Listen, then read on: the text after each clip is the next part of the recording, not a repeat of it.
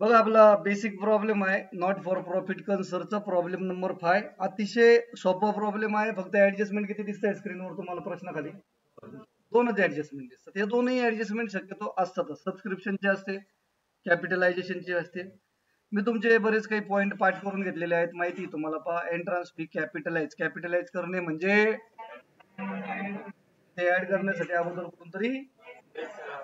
आता एक महत्वाची गोष्ट अशी आहे की यामध्ये जवळपास बऱ्याचशा मुलांना प्रॉब्लेम येतो या तारखेचा, समजत नाही लवकर. त्यासाठी मी तुम्हाला पुन्हा एकदा सांगतो. पहा, तुम्हाला रिसीट अँड पेमेंट अकाउंट जे दिलेलं असतं ना, ते शक्यतो करंट इयरचं असतं. कोणत्या वर्षाचं असतं?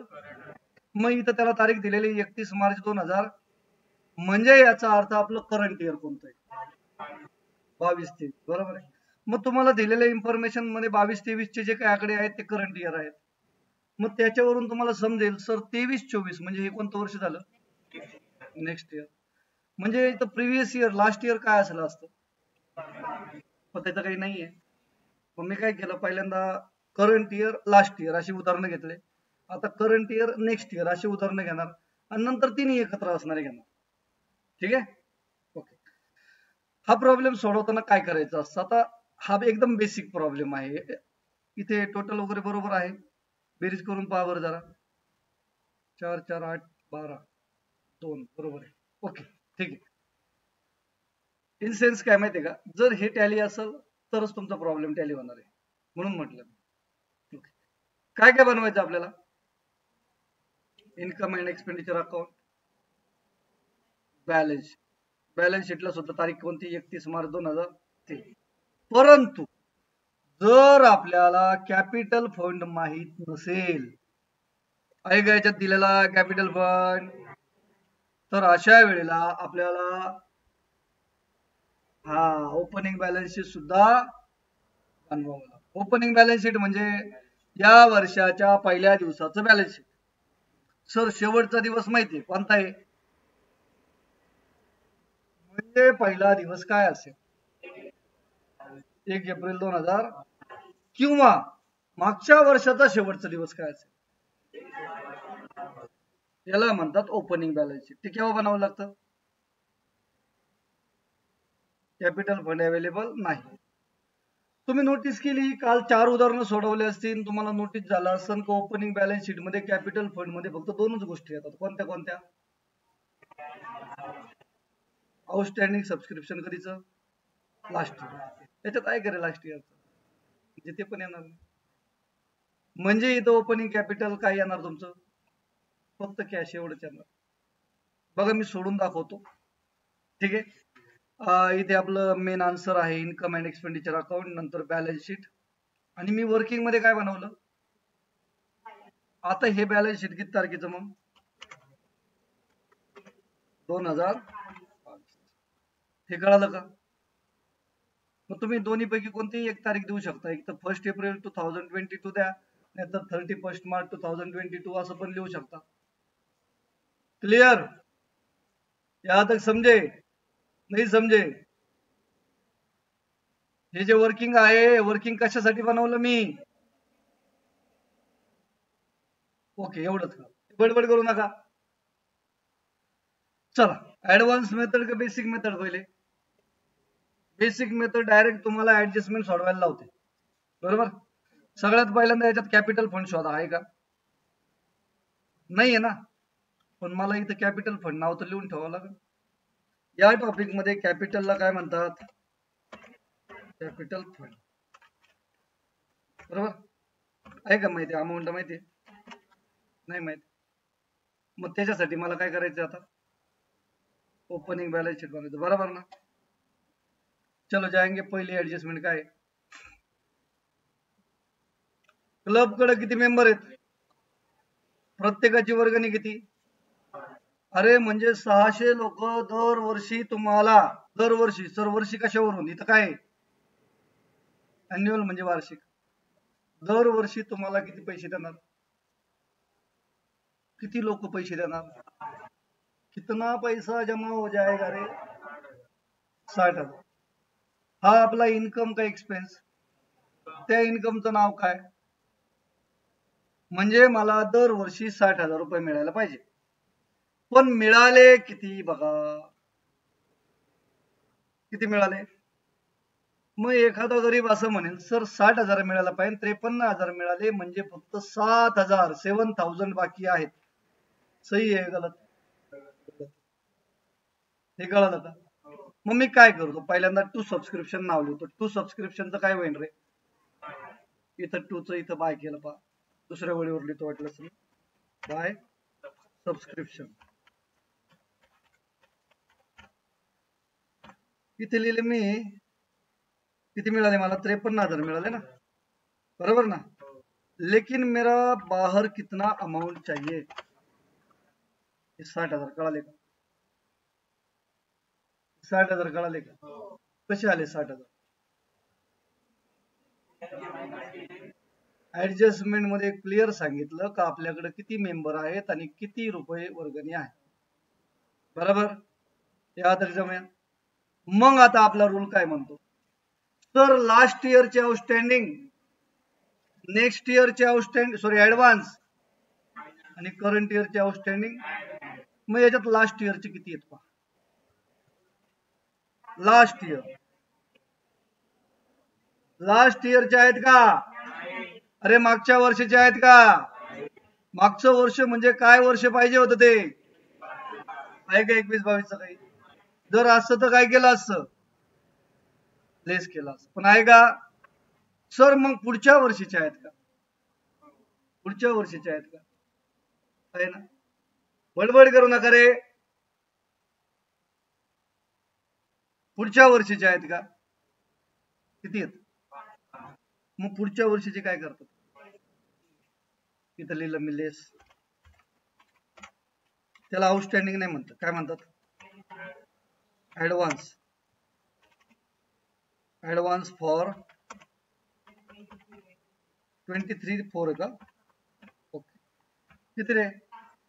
हे लिहिले 5. वजाबाकी किती आली? क्लिअर आहे? आणि आता मला सांगा, आपले बाहेर किती पाहिजे होते रे? 60,000 पाहिजे, बरोबर ना? आता हे 5,000 मायनस केले. पहिल्यांदा मला सांगा, या 5,000चा दुसरा इफेक्ट मला द्यायचा आहे. नीट विचार करा, माझ्याकडे पुढच्या वर्षाचे पैसे आत्ताच आलेले आहेत. नीट विचार करा, मेरे पास अगले साल का पैसा आज ही मिला है, क्या ये मेरा इनकम है? माझा इनकम तो पुढच्या वर्षी, पण पैसे माझ्याकडे ना, आत्ताचे ना. समोरच्या माणसाने उद्याचे पैसे आजच तुमच्याकडे ठेवायला दिले, जे उद्या मिळायला पाहिजे नव्हते, पुढच्या वर्षी मिळायला पाहिजे नव्हते, पण मिळाले कधी? क्या इसको इनकम माना जाएगा? ती तारीख येईपर्यंत ते पैसे आपलं कर्ज असेल. काय असेल? कळलं का? म्हणजे 5,000 कुठे लिहिणार सांग? Liability side. कोणत्या? याच वर्षाच्या बॅलन्स शीट मध्ये. तिथे बॅलन्स शीट आलं ना तुमचं?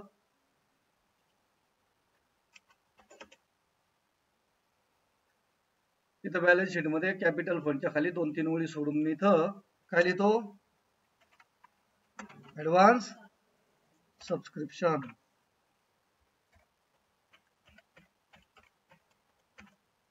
किती रुपये रे? नक्की ना? जमलं का? ओके. आता पुढे काय? सर बाहेर तर 60,000 पाहिजे ना, ठीक आहे नाही? पण इथे किती आहे फक्त? म्हणजे याचा अर्थ काय? परत एकदा समजून घ्या. तुम्हाला मिळाले 53,000, त्यातले 5,000 कधीचे? पुढच्या वर्षी. मग मिळालेले 48,000 कधीचे? मग एवढेच आहे का आपले या वर्षीचे? मग या वर्षीचे टोटल किती पाहिजे? मग अजून किती बाकी आहे? हे कळलं का? 12 कुठून आले कळलं का? का सितारे जमीन पर? काय करायचं? ऍड. ऍड काय रे? आउटस्टँडिंग. आउटस्टँडिंग फॉर कोणतं वर्ष? 2022 किती रुपये रे? मग बाहेर 60,000 आहेत का? आता या 12चा इफेक्ट करू का बरं ऍसेटला? हे पैसे मिळायचे बाकी, बरोबर आहे का? मग इथं ऍसेटला आलो मी, इथं लिहिलं काय? Outstanding subscription.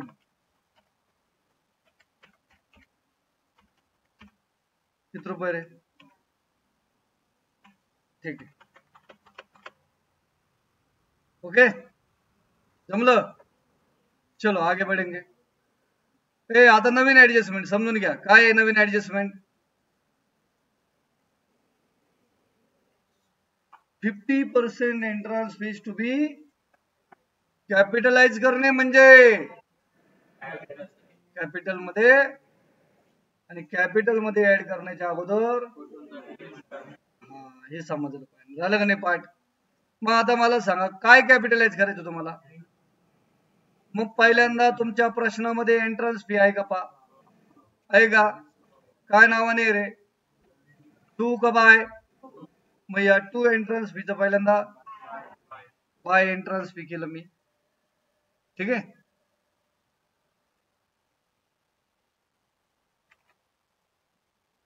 लिहिलं बाय एंट्रन्स फीज. किती रुपये मिळाले? 20,000, बरोबर. मग मला तिकडे ऍड करायचे ना, कशामध्ये? मग तिकडं प्लस करायचे. मग इथं काय करावं लागेल? मी इथं लिहितो लेस काय?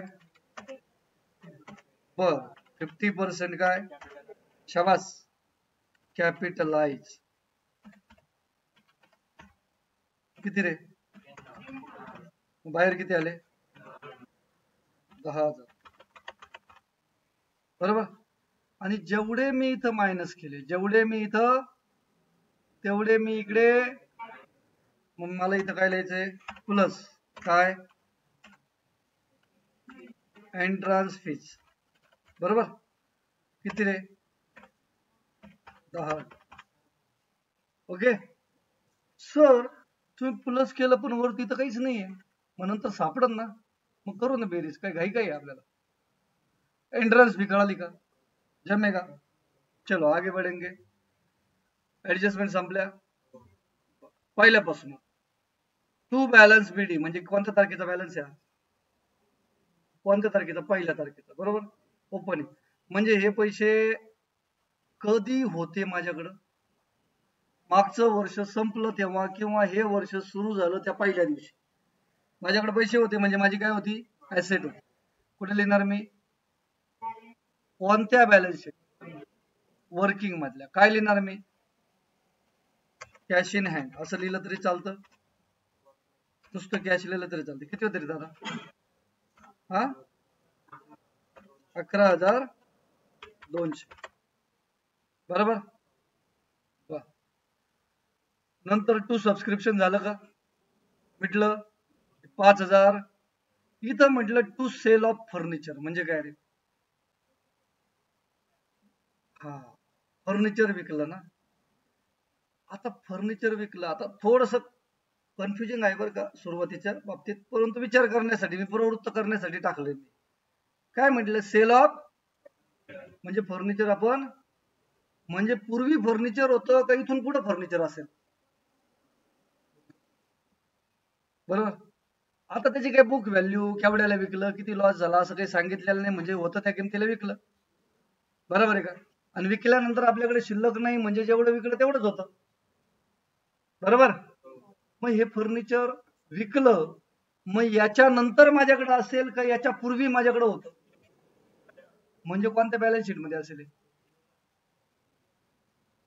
कोणत्या बॅलन्स शीट? दोन बॅलन्स शीट आहे, वर्किंग मधल्या बॅलन्स शीट. माझ्याकडे फर्निचर होतं म्हणूनच मी विकलं ना, का शेजारच्याचं आणून विकलं? असं तर करत नाही ना. फर्निचर विकलं ना, फर्निचर विकलं म्हणजे माझ्याकडे फर्निचर होतं, केवढ्याचं होतं? मग हे होतं ते या बॅलन्स शीट मध्ये असेल शेवटच्या दिवशी का पहिल्या दिवशीच्या बॅलन्स शीट मध्ये असेल? पहिल्या दिवशीच्या बॅलन्स शीट कळलं का? मग इथं मला द्यायचंय काय फर्निचर फक्त काय सेल केवढ्याच होतं 10 होतं ना मग आता राहिलं खरे कसं काय नाही राहिलं सर विकलं ना पैसे आले ना समजतंय का पण जर असं सांगितलं असो 10,000चं फर्निचर मी 8,000ला विकलं तर मग मात्र जो होणारा लॉस असेल किंवा प्रॉफिट असेल तर तो आपल्याला रेव्हेन्यू म्हणजे इन्कम अँड एक्सपेंडिचरला लिहायचा असतो ठीक आहे ओके नो प्रॉब्लेम हे सेल ऑफ फर्निचर कळलं का तुम्हाला बरं एंट्रन्स फी झालं बाय रेंट काय करायचं बायचं कुठं बरोबर आहे का सांगा टू रेंट किती रुपये 16,000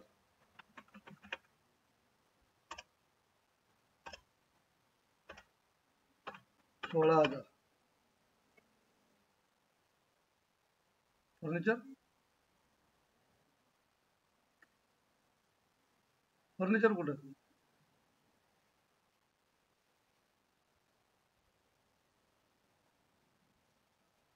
फर्निचरचं काय का हा पुढचं का बाय फर्निचर म्हणजे काय रे अरे फर्निचर घेतलं का फर्निचर विकलं घेतलं ना मग पूर्वी होतं का आता असेल मग हे फर्निचर कुठे लिहायचं मला बॅलन्स शीट मध्ये ऍसेट लिहिलं इथं मी फर्निचर बघा हे किती रे फर्निचर 28,000 ते माझ्याकडून आहे ना फॉर्मॅट चुकलेला आहे थोडासा त्याच्यामुळे लिहिता येईना प्रॉपर हा नंतर काय बाय इलेक्ट्रिसिटी म्हणजे लाईट बिल भरलं कुठे येणार ते एक्सपेंडिचरला टू इलेक्ट्रिसिटी बरोबर का किती रुपये रे इलेक्ट्रिसिटीचे 2,400 ते नंतर काय रे बाय इन्व्हेस्टमेंट काय होईल बाय इन्व्हेस्टमेंट सांगा बरं ऍसेटला जाईल ना इन्व्हेस्टमेंट कितना रुपये आहे त्याच्यानंतर बाय सॅलरी 16,500 कुठे लिहायचं टू सॅलरी बरोबर का किती आहे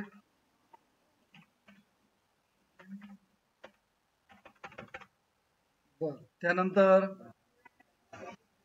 बाय बॅलन्स कॅरेट डाऊन म्हणजे माझ्याकडे पैसे शिल्लक आहे कुठे लिहायचे ऍसेटला शाबास इथे ऍसेटला लिहिलं मी काय नाव किती होत रे 6,300 बरोबर नंतर काय रे बोल नको रे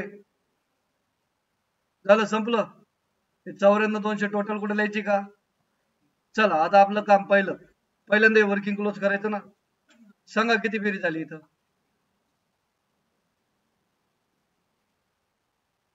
बेरीज किती आली 21,200 नक्की तेच 21,200 येतील ना मग बरोबर आणि कॅपिटल फंड किती येईल मग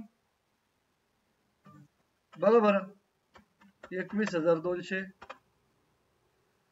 आणि मग कॅपिटल फंड मला लिहायचे माहिती ना बॅलन्सिंग फिगर अरे हा सांगा कॅपिटल फंड तुम्हाला माहिती आहे बॅलन्स शीटला दोन्ही बाजूची बेरीज कशी असते ऍसेटची बेरीज 21,200 आली लायबिलिटीला काहीच नाही म्हणजे हे सगळेच्या सगळे काय आहे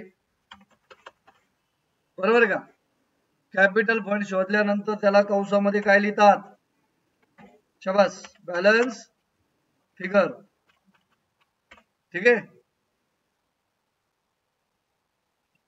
वर्किंगचं काम संपलं का रे वर्किंग काय बनवलं होतं आपण find out capital fund find केलं का चला हे 21,200 कुठे लिहायचे मग हे तर प्रश्नचिन्हाच्या जागेवर लिहिले किती रुपये नक्की मग टोटल किती झाली तुमची येऊ का डायरेक्ट बाहेर नको ना का बरं हा मग आता सांगा कोणती बाजू जास्त आहे चला income and expenditure credit side किती रुपये रे बेरीज 70,000 नक्की. नंतर मग मला काय करायचं, बोलू नको रे मध्ये मध्ये, सांगा.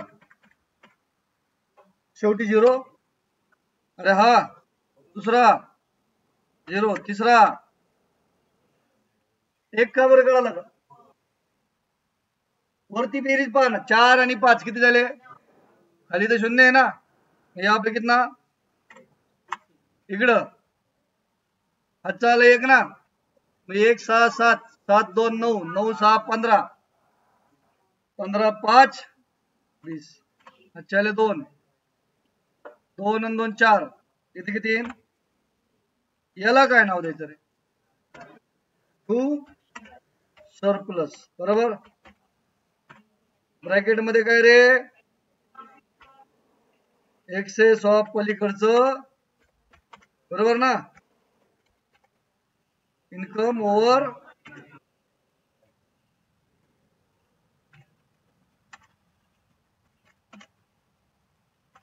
एक्सपेन्सेस किंवा एक्सपेंडिचर असं लिहिलं तरी चालते. ठीक आहे, सांगा. आता काय राहिलं, काय करायचंय, 3500 बॅलन्स शीट मध्ये ऍड केले, बरोबर. एक एक एक गोळ खाली काय येतंय रे, हा ना, ते फॉर्मॅट चुकलाय माझ्याकडून थोडासा, ठीक आहे हरकत नाही. चला सरप्लस काय करायचं रे मला सांगा, सरप्लस बोलू नको रे, किती आहे, 3,5,100 नक्की, फसवायचं ना, सांगा बेरीज किती आली, 66,300. आणि आता काय करायचं मला, टोटल करायची ना, बघा बरं टोटल सारखी येते का दोन्ही बाजूची, दोन्ही बाजूची टोटल सारखी येते का सांगा, ऍसेटला किती येते पहा, शेवटी 0, परत 0, 3 10 20 21 चाल 2 7, बरोबर आहे का, पॉवर 0 0 3 1 राईट आहे. कॅपिटलाइज करणे म्हणजे समजलं,